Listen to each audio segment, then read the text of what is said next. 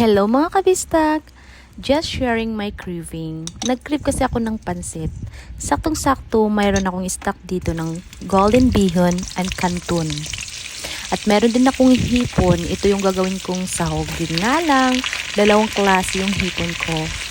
The peeled one and unpeeled one. Charot, English yun.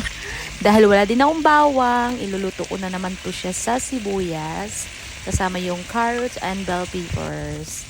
Yes, ang pansit is very known talaga. Most especially sa mga occasion like birthday. Katulad na lang nung nag-birthday yung kapatid ko nakaraang araw.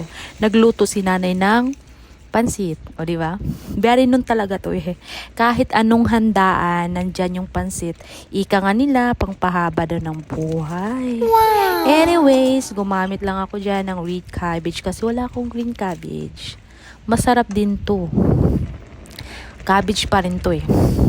And then sinunod ko naman yung pansit na pinagbabaran ko. Ihalo lang natin yan para mamaya buhaghag na siya. Hindi na siya buhol-buhol pag hinalo mo. Charot. Sinong mga mahihilig dyan sa pansit? Kahit merienda, masarap na masarap talaga ang pansit. At paborito ng lahat to. Dahil hindi ka na kailangan kumain ng kanin. Dahil sa pansit pa lang, mabubusog ka na talaga. Then, sinunod ko na pala yung canton. Ihalo lang din natin para lumambot to. Kita nyo dyan, matubig pa. Pero mamaya, mawawala yan kasi hihikupin yan ng pansit. Ganun ka-powerful ang pansit. Humigop ng tubig. Charot. Joke lang. Tinimplan ko naman dyan ng asin at saka pamintang durog. And then, yung magic sarap. Kunti lang ang ilalagay natin dahil naglagay na ako kanina ng toyo. Baka kasi maalat. O diba?